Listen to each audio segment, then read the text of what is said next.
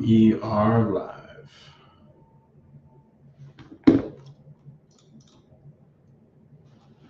Tune in all the places. See a few of you guys jumping in here. You can tag anyone you want to join up. We'll go for about an hour. Just get all these streams up. Bear with me for a second.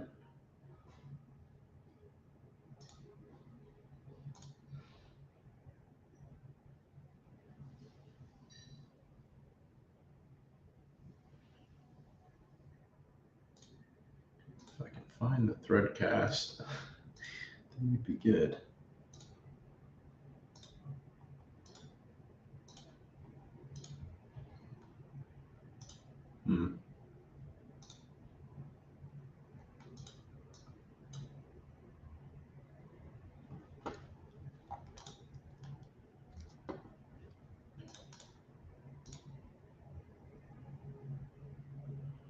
Where are we?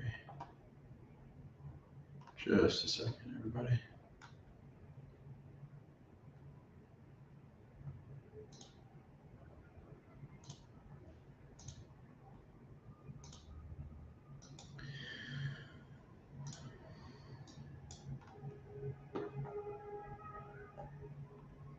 All right. For some reason I can't find the threadcast.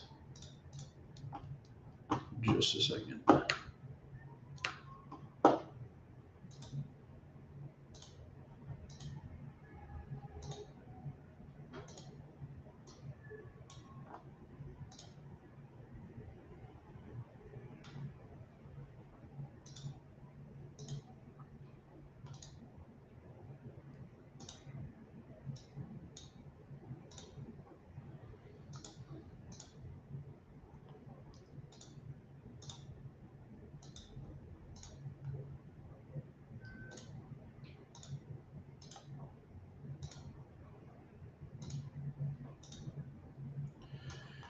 It's very weird.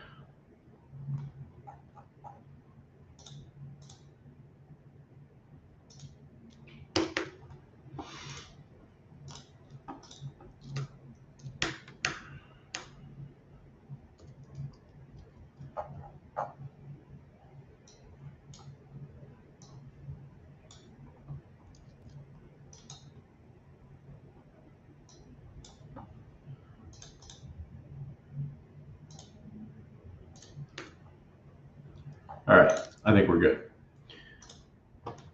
Finally ready.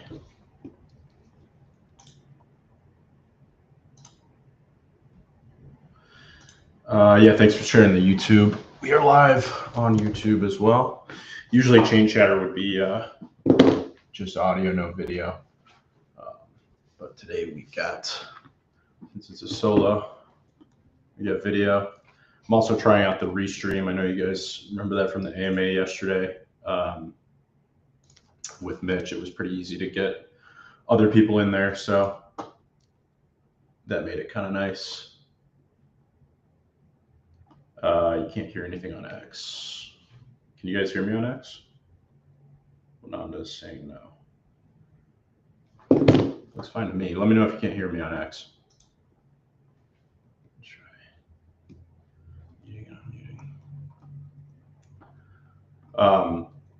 While we let a few more people file in, these will be, obviously the chain chatters are more focused on all the things related to cross chain. So, you know, Thorchain, Maya, Rango. Morty's also saying no sound on X. Can you hear me now? I don't know if you, oh, yeah. No, I can hear an echo, so I must be live on X. Let me know if the X audio is working well. But yeah, there's a lot going on in the cross-chain space. Thorchain released an update actually just today. Maya has been releasing updates as well. ChainFlip also, and then as many of you saw Rango announced their partnership with Leodex, so that was big news for us. And we're still working on the update to roll it out so that you can trade using Rango, but that will go live soon.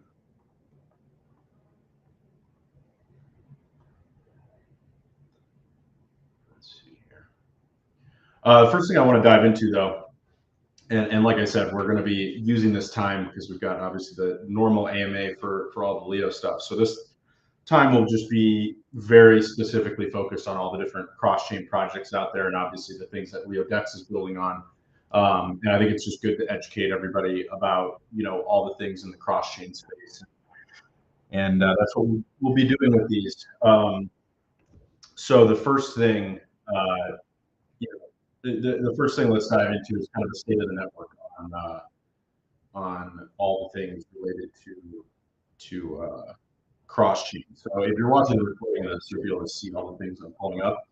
If you're live in the audience, then I've shared them earlier in the broadcast, so just scroll down and you can pick up on all things that I'm talking about as we go. The first thing I'm looking at here is the ThorChain dashboard. I'll actually just I'll link this in the broadcast so you guys can see it too. So I would say the most notable thing with ThorChain right now is has been the bond, the raise the bond campaign by the community. So a lot of people in the ThorChain ecosystem have been trying to get more Rune bonded in the ecosystem. And if you don't know, a bond is essentially how the network is secured. So very similar to like a proof of stake system, you need more Rune bonded in order to have more security. There's currently 103 active Rune nodes, and each node has some level of Rune bond to it. I think the lowest node right now is around 450,000 Rune, so they're quite large.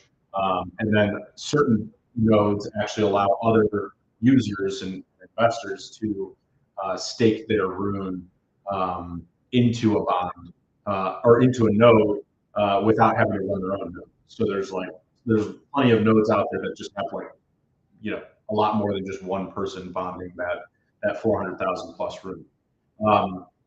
The reason for the campaign around Raise the Bond is not because ThorChain itself is insecure, and I think this has been a really big debate in the ThorChain ecosystem, that the way people have been phrasing this Raise the Bond debate is that a lot of people are saying, ThorChain is not secure, so we need to raise the bond.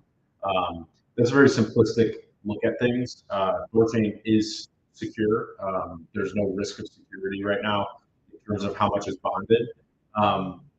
The big reason for the debate around bonding is that Ujira is about to go live, and in order for that to scale, there needs to be more Rune bonded because the more Rune that gets bonded, the more secured assets you can have.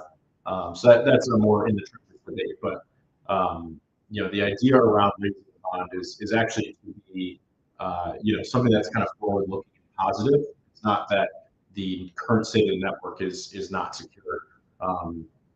So there was actually an update that got approved in the last 24 hours on ThorChain, which has to do with the way the incentive pendulum works. So you're saying the voice is bouncing. I'm not sure what you're talking about. If you are listening on X or YouTube, I'm not sure if the sound is bouncing, or I think you mean echoing, but let me know. So the getting the bond raised is more so about securing more assets out. But the update that went live in the last 24 hours changed the incentive pendulum. So I'll pull this up now and I'll link it in the broadcast too. Obviously, if you're watching the recording, you can see what I'm looking at. But the incentive pendulum basically determines where rewards of the network should flow. So you have bonds, in terms of nodes. You've got liquidity providers, so people in liquidity pools on ThorChain. The system, in terms of the incentive pendulum, is reading the current state of the network. So I see you guys keep saying that there's an echo. I'm not sure why. Let's see if that fixes it. The current state of the network is basically being looked at by the network to determine who should get the most rewards. Prior to the update that went live in the last 24 hours, which essentially was a vote around effective security, the incentive pendulum was pretty much even. So it wasn't really flowing more rewards to either side. It was very close to even. And then the update for changing the effective security from 0 to 1 essentially just told the network to say the network is under bonded when it's anything. The network is, it basically looks at the bottom nodes instead of all the nodes. So it's looking at the effective security, which is if someone were to launch, 2/3 more nodes that have, slightly more room than the lowest bonded nodes, that would be a security risk versus the network looking at all the nodes because, the top nodes have pretty much twice as much rune bonded as the bottom nodes. So the effective security is different than the actual, or it's different than the way the system was looking at security prior to this update. So with this update live, the system is now reading, and as you can see on the screen, the system is now reading that the network is under bonded because it's looking at the actual, like I would say the more realistic security versus the, versus how it did it before. So I was in favor of this change. I put out some X posts about it throughout the week, but I was heavily in favor of the change, and I think it's. You guys keep saying there's an echo, but I don't hear one. If you say that there's an echo, let me know what platform you're listening on. So I was in favor of this change because if the goal is to get more rune bonded, then increasing the yield for bonds makes a lot of sense. It also isn't like a fake thing. Like there's an actual, kind of argument that could be made for looking at the security in a more realistic way by looking at the lowest nodes, not looking at all the nodes. So I was in favor of this change. The next thing to look at are some kind of key highlights about the Thorchain ecosystem. So Block Trader actually put this out, this report from Flipside on the different analytics related to Thorchain. So you can look at the number of swaps, the swap volume, and a lot of key data about Thorchain, and the volume has been growing, and Thorchain just continues to print fee revenue. And I think that's really the important part here is if Thorchain can earn more fee revenue, then the protocol will do a lot better. So I'm definitely tracking the fee revenue. Monkmaster said the echo fixed on YouTube for me. Okay, good. So the fee revenue is something to keep an eye on, and Thorchain is a real yield protocol. So it's something that makes revenue, like real world revenue. So when you look at centralized exchanges, and that's been a big lens for me when it comes to Thorchain and trying to value the Rune token.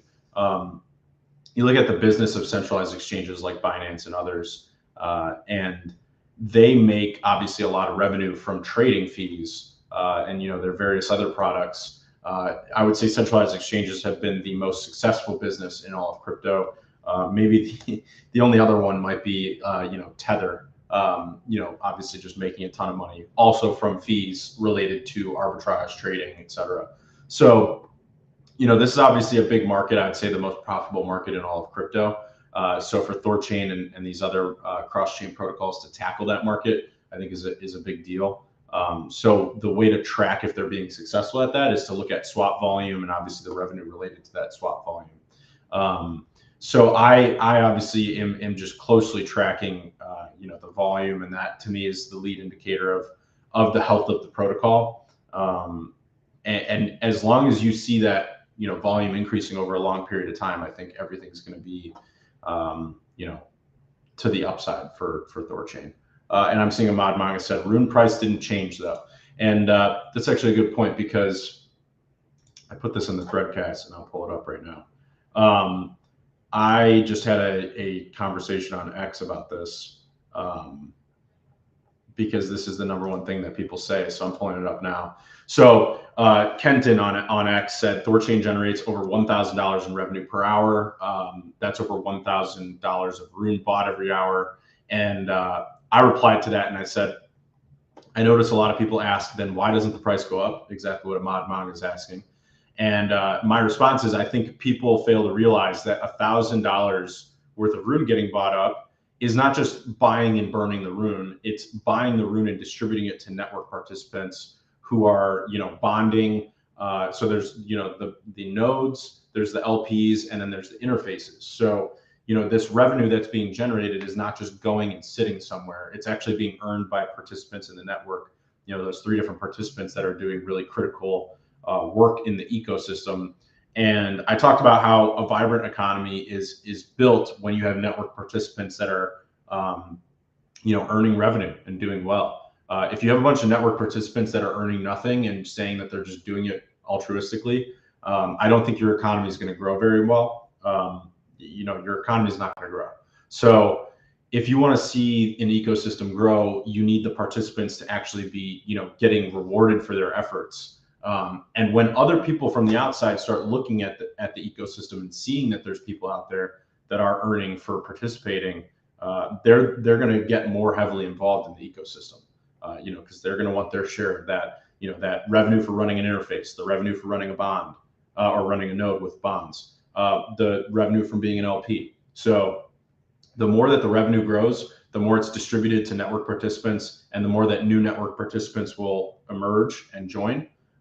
And as those people join, the whole network itself grows, and that's ultimately a good thing. When you look at a growing economy, it's not that you want deflation. You don't want, you don't want to. And I know Taskmaster has been someone that talks about this a lot, but you don't want to just like burn up all your tokens. That's actually a negative. When you see a stock, for example, where they're just doing stock buybacks constantly, and they're not reinvesting in R&D, they're not reinvesting in growing their ecosystem, that's actually a negative thing for the long run.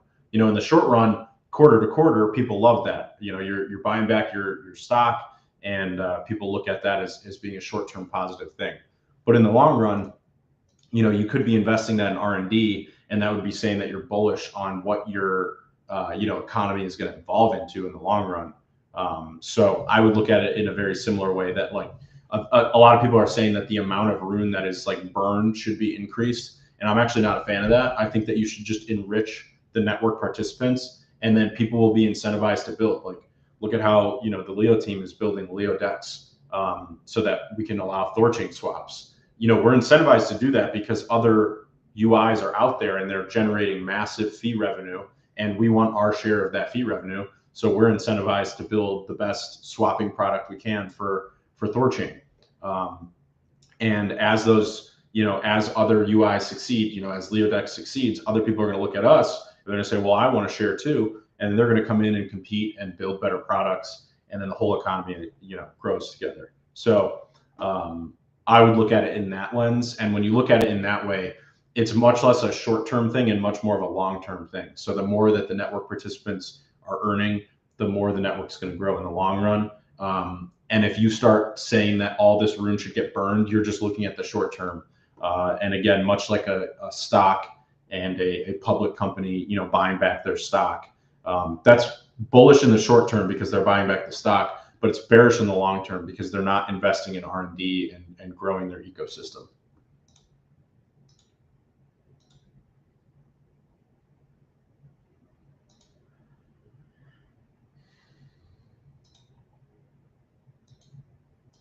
And yeah, my manga, I do think the same applies to Leo.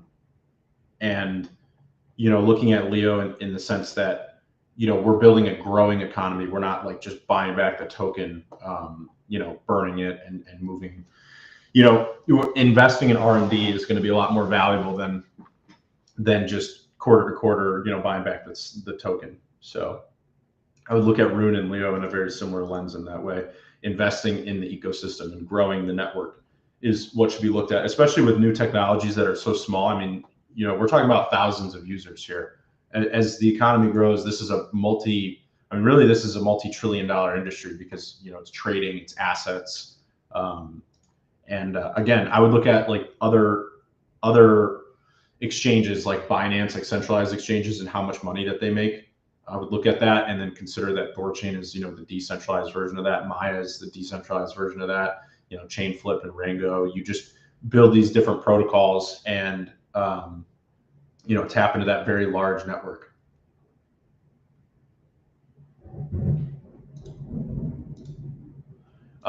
So the incentive pendulum has obviously shifted towards heavily rewarding nodes. So I think we've kind of covered that, and then just the general ThorChain stats. It's obviously doing very well.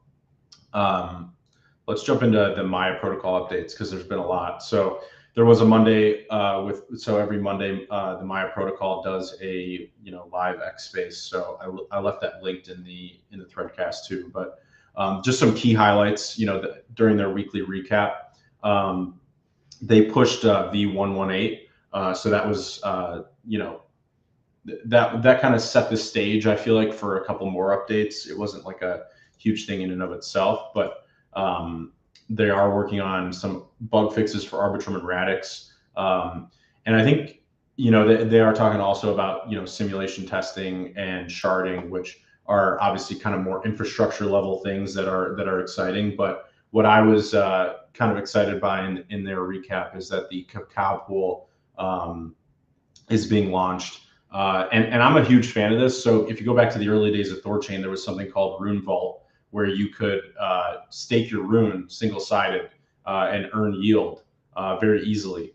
And I was a huge fan of that because, when people buy and hold a token, they typically would prefer to stake it and earn something, for sitting on that token. So, with little lockups or not long lockups at least.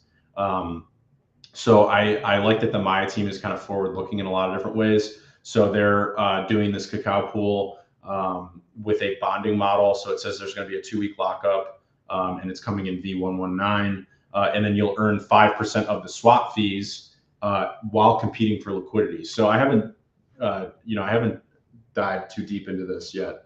But one thing that the Maya team is very good at is that it's not just like, it's not fluffed up or fake. Like if they're deploying something, there's some sort of economic value it adds to the whole protocol. So I would assume that when you pool the cacao, it's somehow adding to the efficient liquidity of the protocol. So I'm a huge fan of that, and I think that we need to see more designs like that. And I think Maya has always been really good at that. And they are obviously bringing it to ThorChain with the TCY, in Proposal 6 that Alux has been working on. So it's been great to see that kind of bleeding over to ThorChain as well.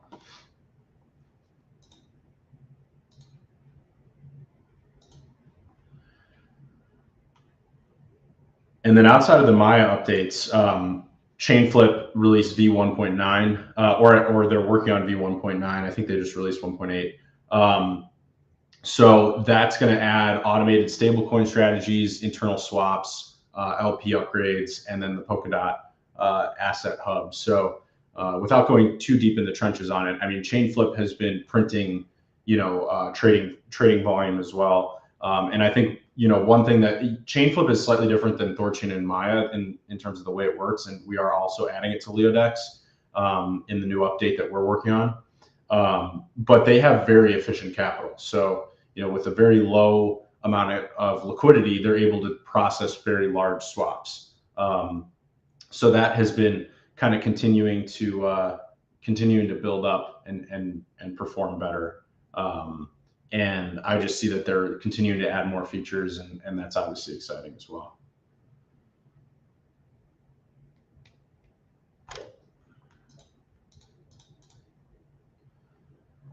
But yeah, if you guys have any questions on these things, drop them in the threadcast, and I'll go through them.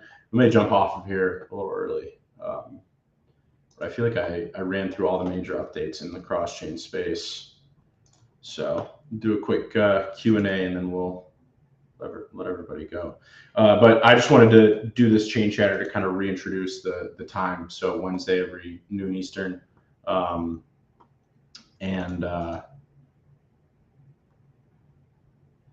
just kind of reintroduce that we are going to be doing these on a regular basis again. And then, obviously Chain Chatter was always a kind of guest driven podcast. So inviting on different guests from the cross chain space is what we're going to be doing. So starting next week, we'll have the first guest on, but yeah, Ben, you're good. If you have any questions, let me know. But yeah, Chain Chatter is typically, if you guys remember, the 1 hour format where I would bring a guest on and talk to them about their project and what they think, in terms of their industry. So in the past, we did different things related to Chain Chatter, different blockchains. But from now on, it's going to be essentially cross chain chatter. We'll still call it Chain Chatter, but it'll be very focused on cross chain. Yeah, Wananda, it's good to have cross chain back, or cross chain, Chain Chatter back.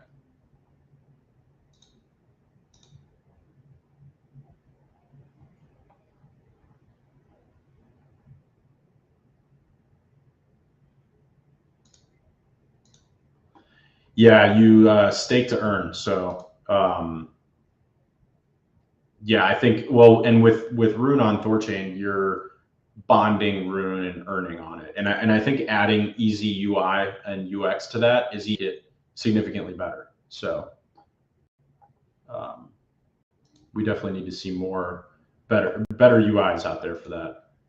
And we are working on something for LeoDex that'll make it really easy to bond to various Thorchain nodes, including possibly our own LeoDex Thorchain node. So I'm still working on the details of that.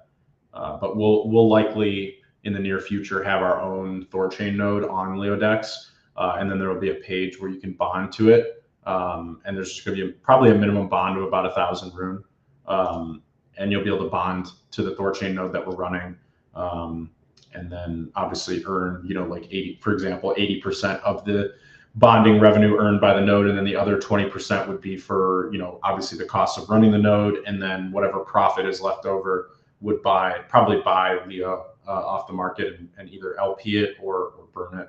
So we'll decide all those details as it gets closer. But I think that's a very likely thing that we're going to do in the next couple months.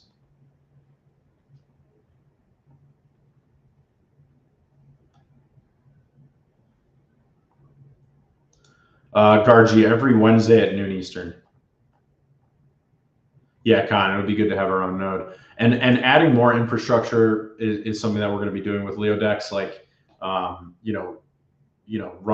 running different nodes, because there's the nodes that secure the network, and then there's also like APIs and infrastructure, I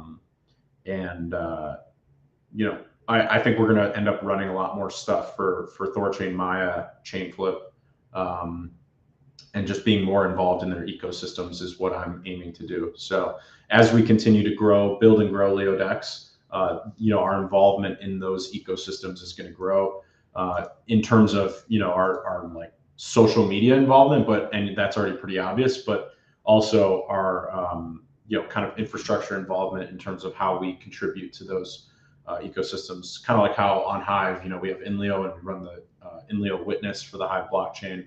So doing things like that, but for these other ecosystems, is a great way for us to market LeoDex and get in front of that cross-chain audience, and also contribute to the growth of those networks. Yeah, Makashima, it's good to get Lions educated about all these things. I agree. Definitely good to expand our knowledge about this ecosystem, because LeoDex is becoming a bigger and bigger part of the Leo economy. Yeah, Monk Masters will continue to run a lot of different infrastructure for these networks, and just I want Leo to be a good active participant in these networks. So we'll definitely continue to do that.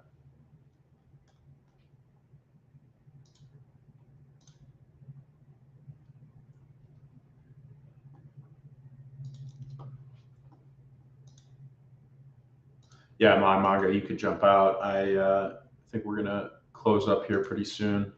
Like I said, the main thing I wanted to do is remind you guys that every noon Eastern, or every Wednesday at noon Eastern, we're gonna do these chain chatters, and have guests on like we used to. So that will be obviously a big thing going forward.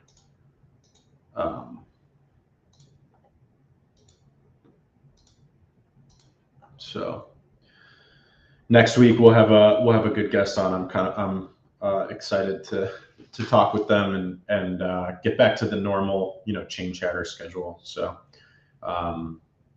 yeah, thanks for jumping in. We already hit 100 comments, but yeah, like I said, just a quick one today to remind everybody that this is the normal time for chain chatter, and set your reminders for next week, because we will obviously have our guests back and do the chain chatters again.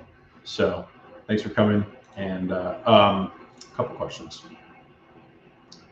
HiveTuber, is Kat going to be on Chain Chatter? Kat comes for the weekly AMAs every Tuesday at noon Eastern. So those are the Leo AMAs. These are focused on cross-chain, and obviously I usually have a format where there's a guest from external ecosystems. So long story short, no, the Kat is my co-host for the AMAs, but not for Chain Chatter, just because it gives me the ability to go one-on-one with guests. Yeah, you're excited about the new guest con. There's going to be some announcements this week too about that. So good time. My dinner is almost ready. Sweet. Thanks for coming, Morty. Yeah, have a good day, everybody. Stay active on Threads. I'm going to be out there and talking about all these things on Threads. So jump in. See, Makashima shared something about the profit per month for Leodex. Yep, Leodex has been climbing. 70% of all fees on Maya. Yeah, we're continuing to climb. I'm really excited about the new update. So the dev team has been just working extremely hard on getting this update rolled out. So we'll have that live for everybody very soon. But yeah, thanks for coming, everybody. Set a reminder, like I said, for next Wednesday, we'll have a guest on Chain Chatter. So see you next Tuesday for the AMA, and then the following day for Chain Chatter. Have a good one.